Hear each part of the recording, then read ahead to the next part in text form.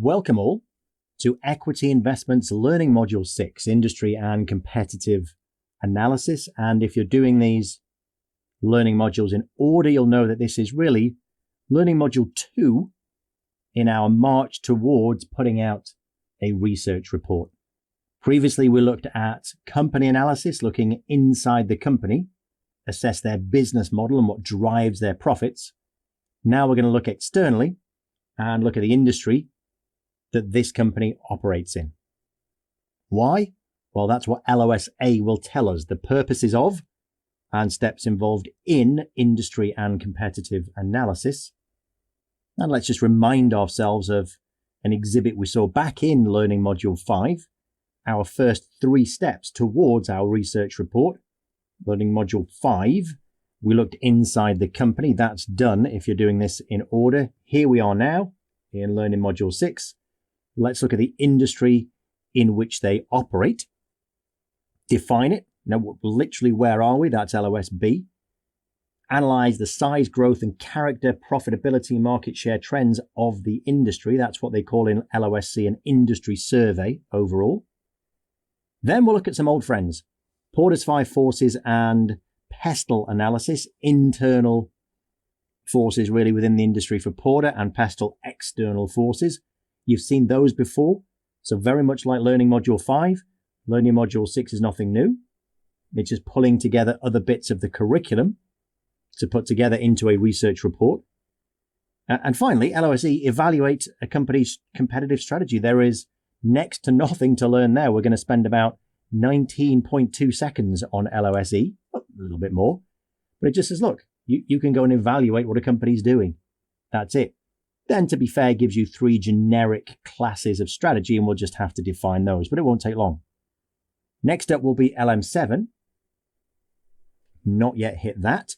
We'll talk about how to forecast, and then once we've done all of that, Learning Module 8, how do we value using everything we know and the forecast we then put together. Well, LOS-A first.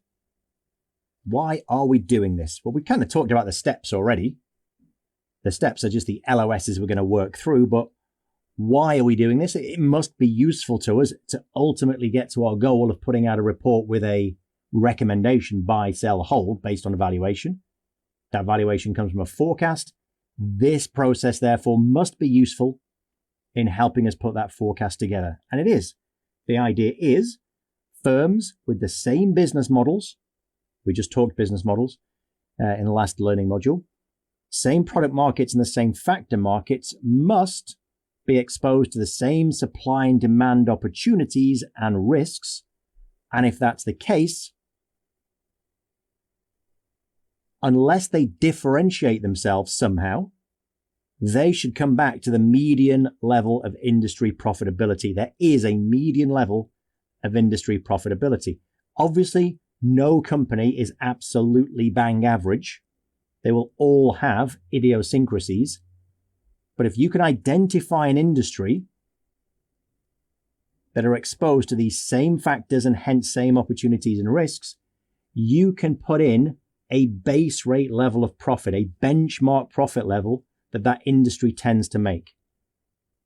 Now, those idiosyncrasies, the variations in business model, competitive strategy, that's that last LOS we talked about that we'll just nibble at later on.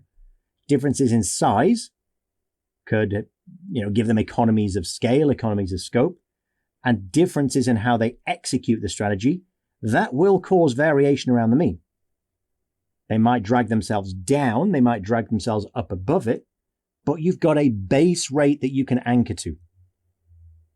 And that base rate is important. Studies have shown, I didn't put the classic starting phrase in there, but it's true. Studies have shown the relative importance of industry versus company-specific factors economic profit, making economic profit long term. Your spread between return on invested capital and your cost of capital, your WACC. And studies showed that the industry is the most important factor in the sustainability of economic profits, whether you can sustain them long term. You kind of know that already from economics, and we kind of touched on it in Learning Module 5. Look at the type of industry you're in and assess how competitive it is. That will tell you if you can make profits. If you're in an industry where everybody's a price taker, long term, that economic profit is going to be zero. If you're an oligopoly, you can probably sustain economic profits.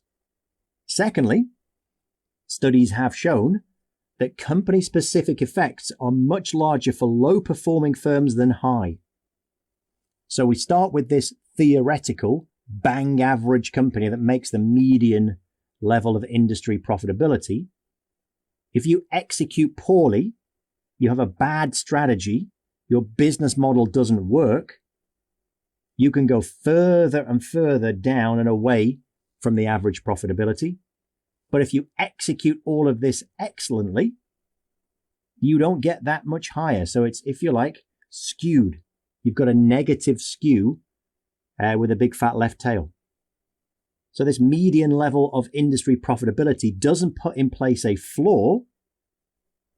You can be spectacularly bad and consistently underperform yourself, if that makes sense. But it does put in place a ceiling. It's difficult to get too far above it. So our aims, given that there is a median profitability that we can assess here, that there should be if everyone has the same opportunities and risks within that industry, our aim when we look at it, number one, estimate what this base rate is. And here's that word we saw a lot in Learning Module 5. What are its drivers? Because this median, we are assessing at a point in time. Our ultimate aim here, remember, is to forecast, to allow us to come up with a valuation and a recommendation. We want to know not only where this median profitability figure is now, we need to know where it's going. To know where it's going, we need to know what's driving it. Secondly, form forward-looking opinions on potential structural changes. Everything about this industry could potentially change. The level of competition, the level of innovation, the number of incumbents, and so on. And number three, analyze a firm's strengths and weaknesses to determine their position versus that base rate. Are you dragging yourself down here, or are you trying to get up towards this positive end? So that's the purpose and the steps. Let's start making our way through those steps. Number one is to define the industry in the first place. Describe industry classification methods and compare methods by which companies can be grouped. A little bit listy this. I would say this is the more dry LOS from the reading. So let's get through it. What is an industry? Simple definition. It's something that contains companies that sell similar products or services. Problems with that simple definition. Do you include companies that also sell substitutes to those products and services? What do you do about companies in multiple industries, geographic regions? How do you update it and change classifications and so on? It is pretty arbitrary. As you can see, if your eyes have wandered to the bottom of the screen here, pretty arbitrary, but it at least gives us a starting point and a reference point, if you like, and something to try and take this base rate profitability from. Now, as an analyst, to put this classification together yourself, it's going to take a huge amount of work and a huge amount of data. So fortunately, there are third parties that classify industries for us. In the early days, back in the day, it was government agencies who would do it. They would be country specific and grouped by production characteristics, put out there and done, not updated, just left to rot. These days, more recently, GICS, ICB, and TRBC are the three they mention. The methods are global in their focus, which makes sense given the globalization of world economies. Grouped using a demand approach rather than looking at the production side of it, and updated frequently, which is a great thing because it keeps them current, but let's always think about biases and comparability. So the three we have mentioned, and they're listed out here, this kind of thing just I cannot see being examinable to ask you, now what is number 3 sector in the GICS versus, that kind of thing isn't going to happen. This is just to give you an idea of how they work and the fact that they use a hierarchical, all three of them, the Global Industry Classification Scheme, GICS, the Industry Classification Benchmark, ICB, and TRBC, the Refinitiv, that is not a typo, business classification method, TRBC. They are all hierarchical, so they start with sectors at the top, or industries or economic sectors, depending on their terminology. And then within those sectors, industries or economic sectors, break it down even further into subsectors, subsectors, and subsectors. What do you need to know? I would say how they are classified. Who goes where? Not such an issue. I would know probably GICS and ICB are public companies only. TRBC takes the public companies and adds in, so it's not just only these, it adds in private companies, non-profits, and some government agencies as well. So we have third-party schemes that will give us a classification. Our job is to look at our company and decide which one of these industries, which classification it fits into. And that could be tricky because these classification systems have limitations. First of all, groupings of companies with business model variations or that sell substitutes. For example, one of the sectors, subsectors, is application software. Within that subsector is Shopify, up in Canada, which is e-commerce payment processing, as opposed to Checkpoint Software in the exact same group, which is an Israeli security software company. Completely different business models, completely different customer need that it's meeting. Secondly, as we mentioned, at multi-product companies. Amazon, it's in consumer discretionary. You think, well, that makes sense. I go online and I choose to buy stuff from Amazon. It's not necessities. It's usually garbage that I've received an email about and never knew I needed, but decide to buy anyway. But that is not where Amazon generates most of its profits. Most of its profits are generated by AWS, the Amazon Web Services arm. Number 3, geography. What do you do with geography? Making it global? Well, healthcare don't compete globally. I don't want to be in a group with a healthcare company in another country because they are not my competitor. And we said it's great to update, but the fourth limitation it points out here, when you do update, it affects comparability. For example, fintech, payment processors, should they be in information technology? Or should they rather be in the financial sector? Clearly, they're information technology, they're fintech, but they're processing payments, linking payments together from banks, institutions. So, they should be financial sector. Which do you think? And whichever answer you came up with, you are not wrong. At worst, you are out of date because recently,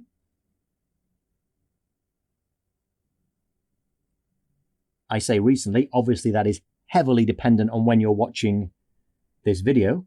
In early 2023, fintech payment processors were moved from information technology to the financial sector. So if you're now looking at those sectors, trying to get historic trends, your trend analysis is going to be biased. You've got to be careful, know what's in there and what's historically been in there. Alternative methods then. How do we try and deal with this?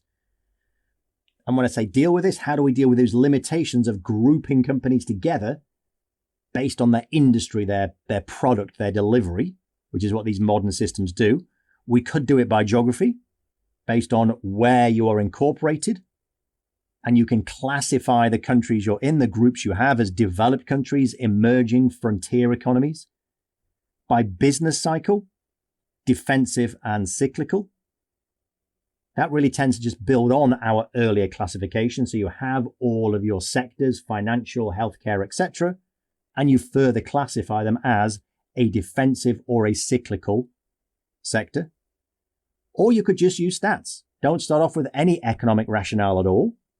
Use some machine learning, use some clustering analysis, put in the data, your fundamental characteristics from the financial statements, for example, and ask your algorithm to say, look, go and find people who look similar, cluster them together.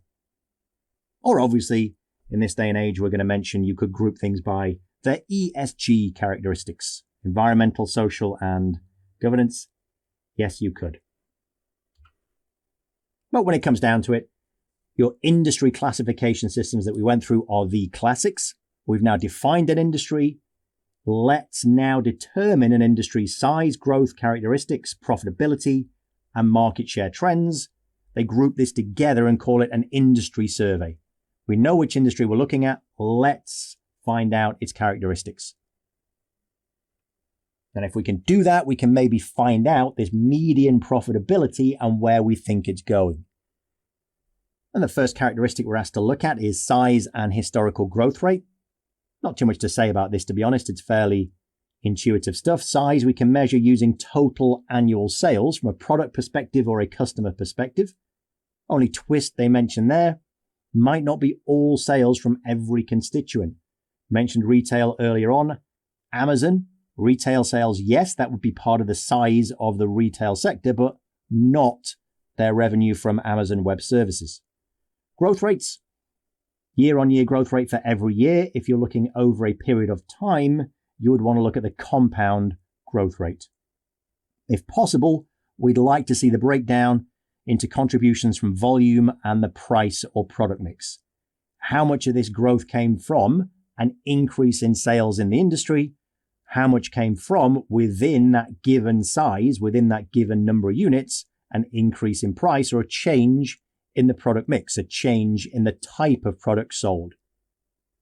If you look at beer, for example, huge change in the mix of sales of, what should we call it, domestic average beer to the whole world of craft and sours and farmhouse ales and IPAs and double IPAs and so on. The price difference there is insane.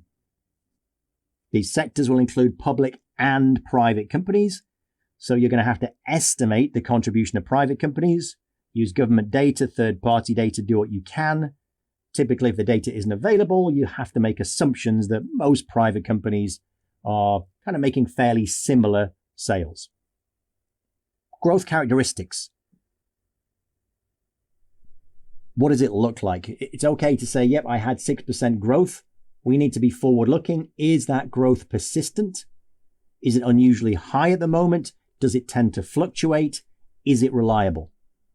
We can use historical growth patterns to characterize that growth and answer those questions. Look at its magnitude and its sensitivity to business cycles.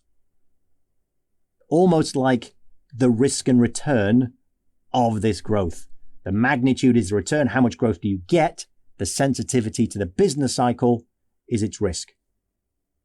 The downside of analyzing growth like this, well, in a severe downturn, everybody heads downhill fast. So you get a lot of correlation. Everybody suffers. And where you are within your life cycle, or where the industry is within its life cycle, can also impact growth. If you're going through the takeoff stage, growth is going to be high, regardless of whether you're going to be ultimately classed as defensive or cyclical. But looking at these two characteristics, we can come up with the so-called style box, measuring their sensitivity to the business cycle. We can say defensive or cyclical, and the magnitude of growth. Is this a mature or a growth industry?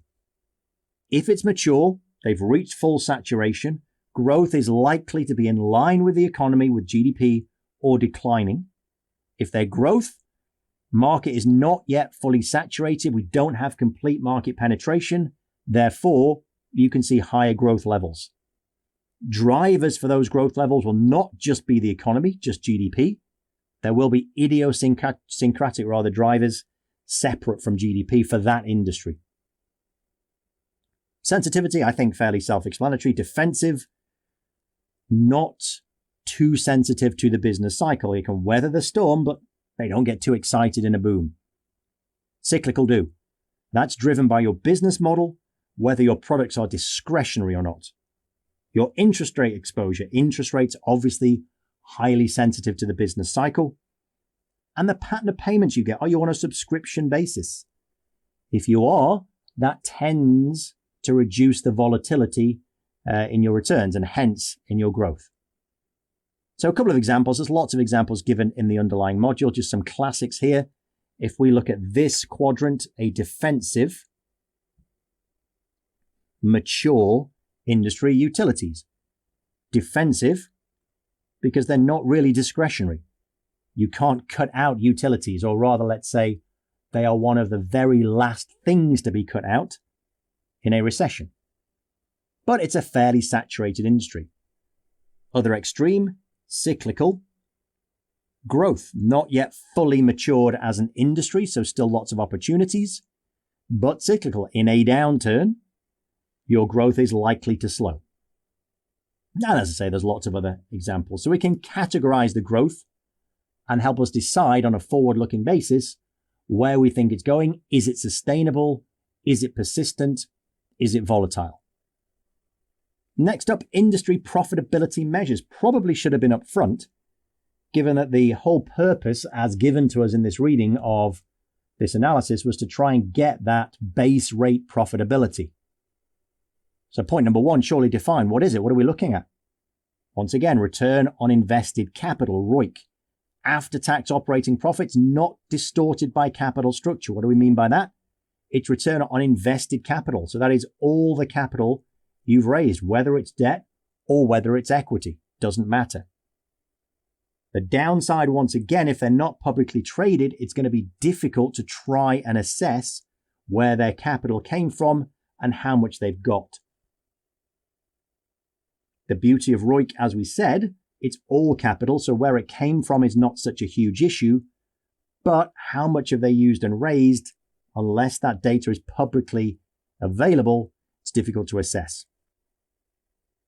Now, as always with these measures, it's the trend that's important. Yes, we want to know what it is now, but where was it? Because that will allow us to forecast where we think it's going. So let's look at the trend and let's use percentiles. For example, quartiles, so the 25th percentile, the 50th, the median, the 75th, to assess the distribution. We want not only the benchmark, but also the spread, the dispersion of profitability. Market share trends. How do we measure within that industry the market share of a given incumbent? Well, the market size, or rather the industry size, we said was by revenue. So it makes sense that when we're measuring the market share of an individual company, we use their annual revenue versus the industry size. Once again, trends are key. What I would like to see, if I'm going to make a positive recommendation, is my company's market share increasing, me getting more and more and more revenue compared to the industry. But be careful, where did it come from? It's key to note down whether it came from organic growth or acquisition. Organic growth is more impressive. If it's organic growth, more and more customers are turning to you within the industry and your product. If you just acquired somebody, bang, immediately there's a ready-made bump to revenue. Once you've calculated market share, you can sit back and look at it for every company in the industry. I mean, that's probably a reach, but you probably get a large percentage of it. And you can assess, look, how many companies are in this industry and how concentrated is it? If you're looking at an industry with many, many, many small firms, nobody with really more than a few percent, if you look at an industry like that, many small firms, it tends to be highly competitive. Consolidation decreases that competition. Consolidation meaning mergers, acquisitions, number of companies come down, market share increases. The most well-known measure of market concentration is the Herfindahl-Hirschman Index, HHI. We have the formula. There is no calculate here, but let's be honest, this entire set of learning modules is, can you put a research report together? So you might want to calculate this. It's not difficult.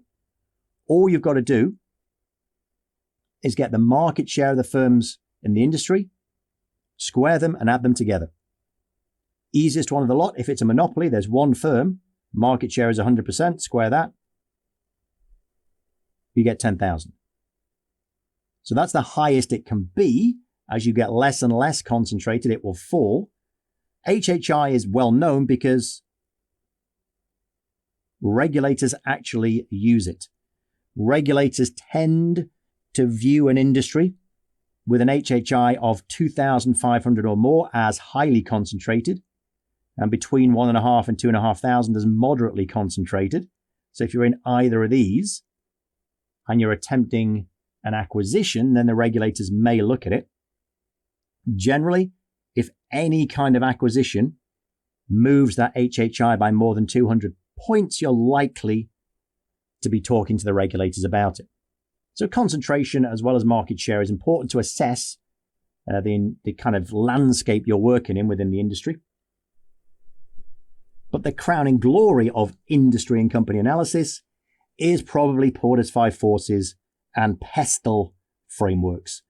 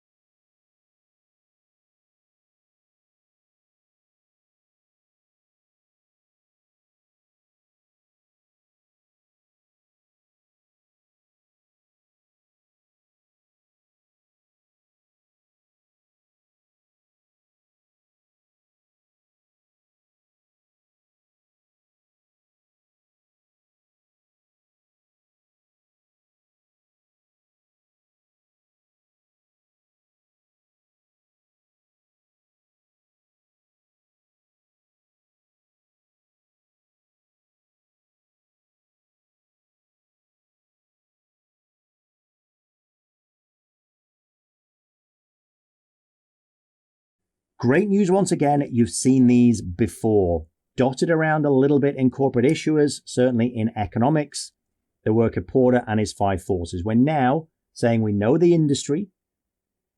We've done a little bit of analysis on what the industry looks like, what our market share is, how big the industry is. Now let's look at the forces within the industry and external forces that are impacting the industry to assess how attractive it is. So let's do it. This is more of a review because we've seen Porter's 5 Forces before, but I could fit it all on the screen, so I fitted it all on the screen. Here you go.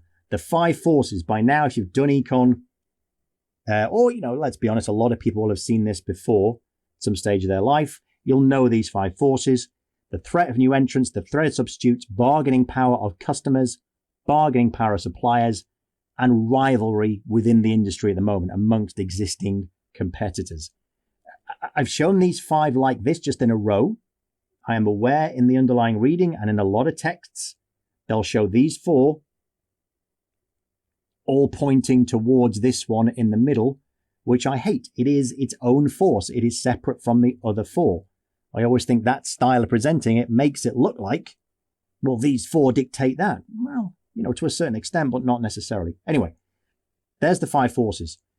We look at each individual force and assess it for our industry and decide whether that's a positive, a negative, or a meh for the industry.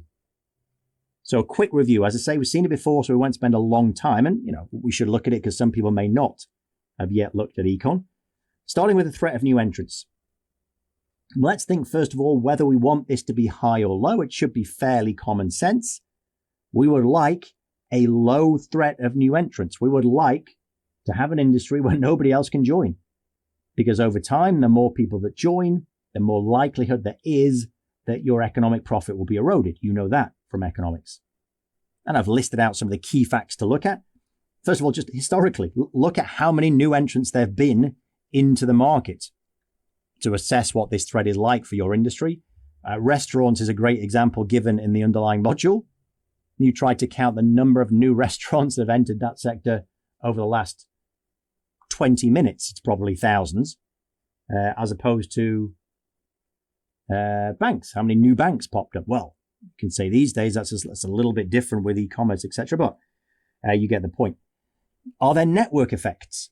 What we're talking about now really down here is barriers to entry. Threat of new entrants and barriers to entry often get talked about together. Network effects. Do you benefit from the fact that you have a huge network already? Credit cards, Visa. The fact that so many merchants, so many stores take Visa makes it attractive. If you try and launch a new credit card that nobody accepts, well, you're not going to get very far. Economies of scale and scope, we've talked about. Customer loyalty helps. People tend to be loyal to brands they like for certain products. You try and launch into that space, it's going to be difficult to get people to shift. Ties into switching costs. If there are high switching costs, it's a big hassle for people to switch products. That keeps new entrants out. If you have preferential access to things like distribution channels, in the US, the sale of alcohol works this way a lot. The big distribution networks, if you don't get in with those distribution networks, you just can't get your wine into the state. So if you try and start up as an independent producer, you'll find you can't get into retail stores. And government policies may give you protection. You want the threat of new entrants to be low. If you can keep new entrants out, you can maintain your economic profits. Threat of substitutes, I think, is fairly self-explanatory. If there are lots of substitute products available, people can switch easily. New substitutes being innovated all the time, invented all the time, that's bad news. You want a unique product. The bargaining power of customers and suppliers, you want that to be low. You don't want customers holding you to ransom. So how many do you have? How big are they? You would like to have a fragmented customer base. Don't be dependent on one. Are products critical for the customer? What percentage of their budget do they spend on it? If it's a huge amount, they are likely to be a little bit fiercer in their negotiations. Can they backward integrate? So they may be one of your big customers at the minute. Can they simply go and start making whatever it is you sell them themselves? Go up their supply chain. Suppliers, number and size again. You don't want to be dependent on a customer. You don't want to be dependent on one given supplier. If you are, they can basically dictate what you're going to pay them. Is it easy for you to switch? You don't want to be stuck with one and make it difficult to switch to others. It's great to integrate your systems with a supplier. May well add efficiencies to your operation. Makes it difficult to switch. Are your raw materials differentiated? Can you switch suppliers, or is there only one supplier? Look at coffee, for example. Or you might be dependent on coffee. You have one supplier who gives you coffee from one region and they have a bad harvest, a bad year.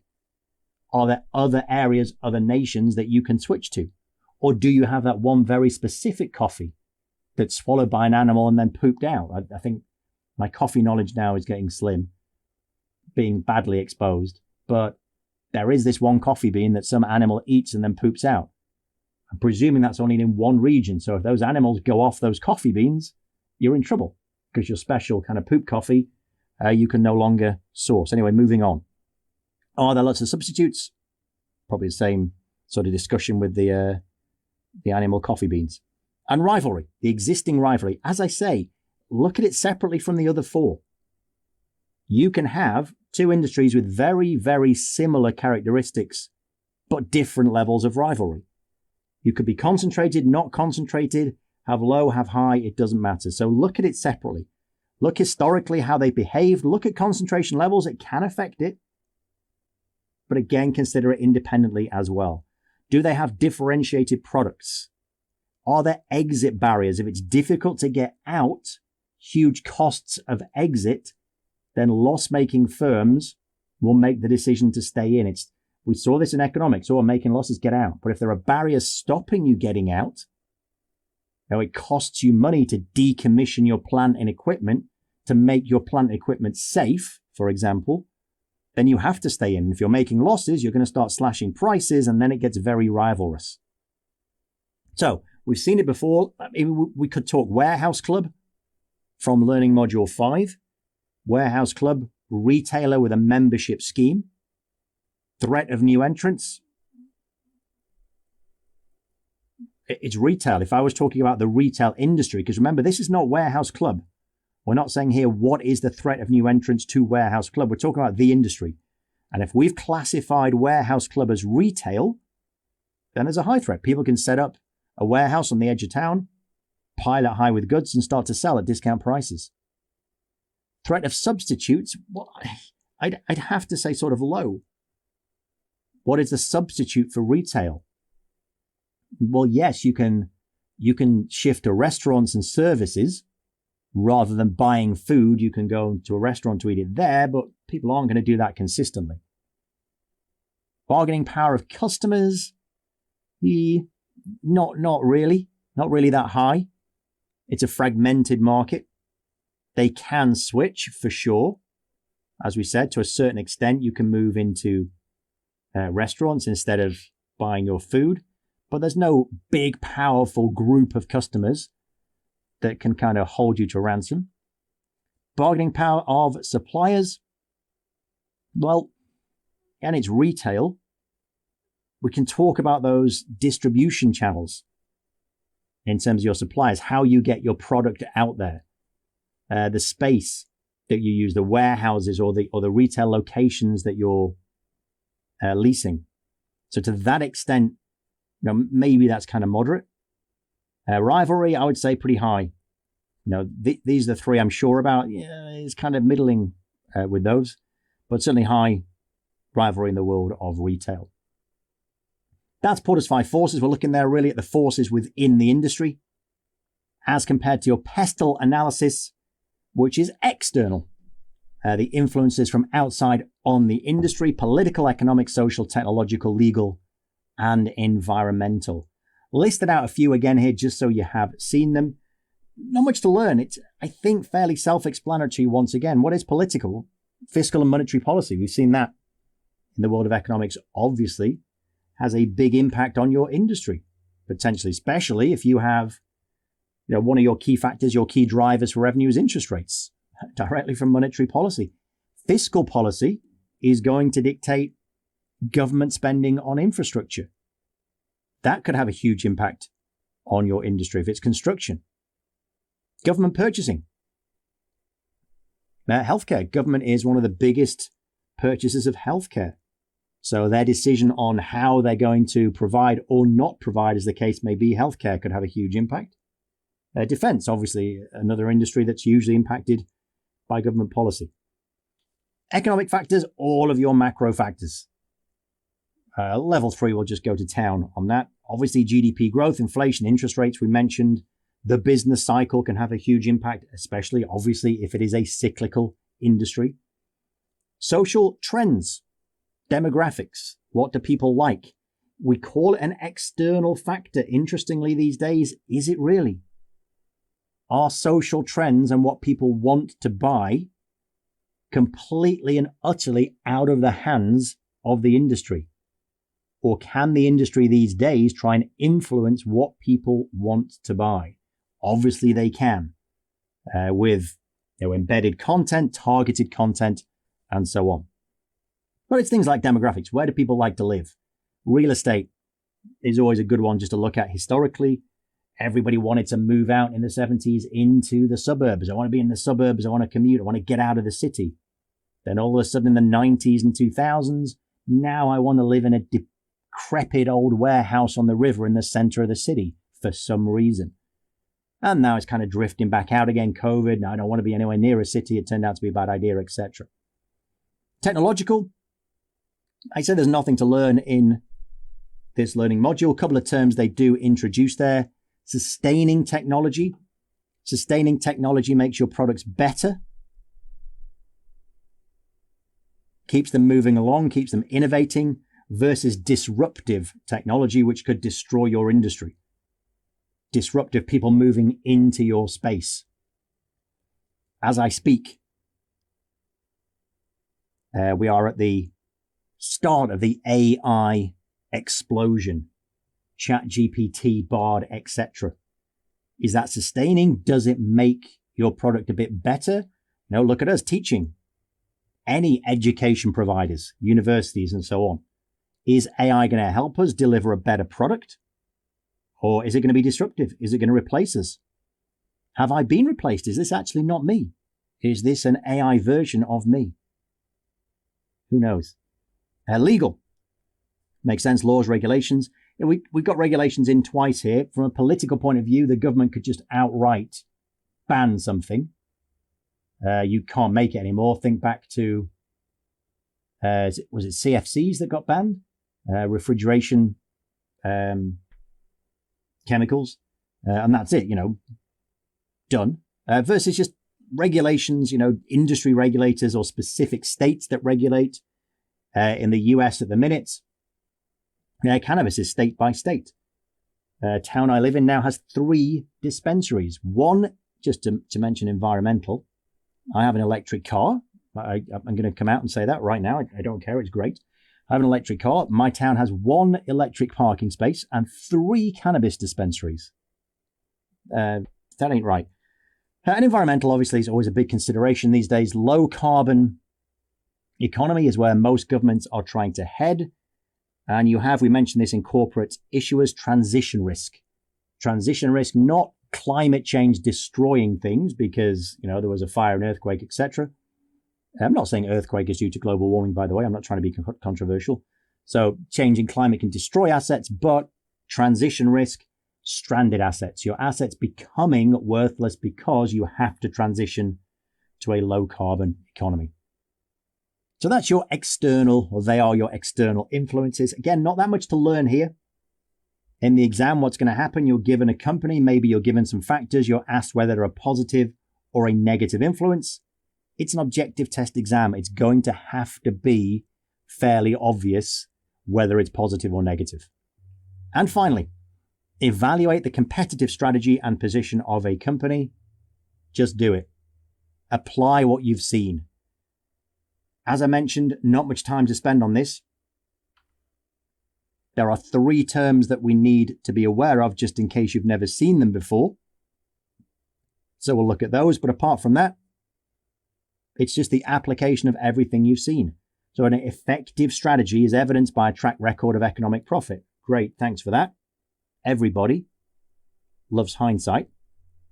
The point is how to assess a strategy on a forward-looking basis, because I'm making forecasts to help me with valuations, to make recommendations. 3 questions you can ask. Does it create a defense against the 5 industry forces? We're talking Porter. Does it benefit from, or at least not clash with external industry forces, your pestle analysis, so you're not trying to go against the trends, against regulation? Does the company have the resources, the capabilities to make it work? Those are 3 questions you can ask. What we need to learn, or certainly the terminology we need to know, are 3 classic strategies that came out of, again, Porter's work. Cost leadership, differentiation, and focus. Cost leadership, be the lowest cost producer. If you're the lowest cost producer, you can sell the same product as everybody else at the same price as everybody else, but you will have a bigger margin. That is cost leadership. A lot of people confuse it with selling a crappy product. Cost leadership, yeah, I'm going to sell the cheapest thing and get people to buy that instead. No. You sell a product which is, to the consumer, indistinguishable from other people's products. They don't care. They can buy yours, they can buy somebody else's. The classic example, a white t-shirt to go to the gym. I shouldn't care whether I buy it from here or here or here or here. It's a white t-shirt. If I can make that white t-shirt at the lowest cost, I'll make a bigger margin. Now, as it turns out, for reasons that have mystified me since I was at school, that's not how t-shirts that you buy to go to the gym work. It's more of a differentiation. Now, they tend to be differentiated. T-shirts will breathe on your behalf, stretch in the right way, and hence you have more of a sort of monopolistic competition setup, where there's massive advertising, massive amounts of money spent on advertising to try and differentiate and claim your product is superior. Differentiation strategies really try and make your consumer think your product has value for them over and above everybody else's. So clearly, you don't need to be the lowest cost producer. If you have a superior product, you can gain market share through customer loyalty. And finally, focus can be either. The key with focus is you're focusing on a specific customer group. You can do that with elements of cost leadership, or via differentiation. But you're in a niche group. The key to making it successful, you give that niche group exactly what they want and what they need. The classic example given is always resorts that cater to childless couples. You want to go away as a couple for a week on the beach and you do not want kids screaming in your face all the time. Tremendous. Focus just on that group and do it extremely well. That's it. They are the 3 strategies. To be fair, you get quite a lot of detail on those 3 strategies summarized in a table. And all I've done, rather than write everything out from that table, I've just lifted it into here. So you'll see this is the exhibit. 3 strategies: cost, leadership, differentiation, focus. As I say, given the amount of information you have here in this table on each strategy, I've got to think the best way to test this in the exam is to give you a description of what the company is doing and ask you, what's their strategy? Does this look like cost, leadership, differentiation, or focus? Or none of the 3. I failed to mention on the previous slide, the 4th strategy they mention is being stuck in the middle. If you don't have one of any of the 3, it spells doom. But if you try and focus on these 3 and execute, it could give you a competitive advantage in the long run. So cost leadership, how do you execute? How do you maintain your position as a cost leader? Remember, we said back in Learning Module 5, you can try and sustain long-run economic profit by being the lowest cost producer, but it's difficult in the face of competition. But if you can benefit from economies of scale, favorable access to raw materials, so low cost, have a culture of strict cost control, aggressive pricing to try and get volume, think warehouse club, low cost distribution network, so maybe you do it yourself, maybe you go up that supply chain. Look at Amazon. Used to use exclusively UPS, now have their own distribution network, and economies of, not that I'm saying they're making a profit out of it, but you get the idea. And economies of scope, we said spreading your cost centers over multiple product lines. All methods really of trying to stay as the lowest cost producer. Does it, as the question we asked, does it defend against the 5 forces? Well, what about the threat of new entrants? Capital requirements and scale advantages deter entrants. Just the fact that you are already that big and can buy such huge amounts of raw materials at such favorable prices just makes it very difficult for people to come in and compete. You will come in and try and buy 3,000 units from a supplier. Warehouse Club is buying 700,000. They're going to get a much better price. Bargaining power of customers. Customers can only bring prices down to the cost of the marginal producer. Think back to your diagrams from the world of econ in competitive markets. Yes, you can get it down to there, but if your cost is lower, you can still make a profit. An industry rivalry, clearly, if there is a price war and people start to go nuts, you're still the cost leader. You can survive the longest as prices drop. Industry appropriateness, meaning what does the industry need to look like for this strategy to fit? Well, if it's a capital intensive industry where there are lots of costs going on and you can control them well, price conscious customers, they want cheap goods. Obviously, this is not going to work for luxury items. Doesn't make sense. This is going to be for staples. Customers do not value or notice product differences. Same argument. And there's not that much innovation. It's a mature industry. It's just chugging along. I want to buy breakfast cereal. I want it to be cheap. I don't care if it's generic. Risks, what goes wrong? It's cost leadership. Cost inflation, loss of discipline. You lose control of your costs. Fairly obvious. Technological change. So you don't have cost leadership anymore. Other people can do this cheaper with new technology. Or customers want to start getting premium products. Differentiation in the middle. How do you execute? Advertise. Build a brand, customer loyalty, etc. Or, yep, you could have patents. You have superior quality, a culture of strong customer experience. You go and get your car serviced. You get coffee, you get pampered, you get a loaner, and so on and so forth. So I hear if you have that kind of car. Premium pricing, obviously. If you're going to differentiate, you're going to have to spend money. It's going to cost you to give all of these things. Therefore, you have to be able to price at a premium. Otherwise, it's not going to work. 5 forces. How do you keep new entrants from coming in? You're trying to build customer loyalty. People don't want to switch because they are stuck to your product. Customers might be unwilling to switch. That's the idea. People have their favorite brand. They have their favorite handbag that they must have. And they will not switch. Simple as that. It's just their preference. Suppliers, well, the company may have the ability to pass along price increases, absorb them and pass them to their customers because their customers are loyal. Industry appropriateness. Not when customers are concerned with price. That isn't going to work. You're aiming at customers who have the money and the willingness to buy your premium product. Where there's innovation, where products vary in features and forms. Obviously, these are the luxury end of your retail goods. Risks, imitation, clearly.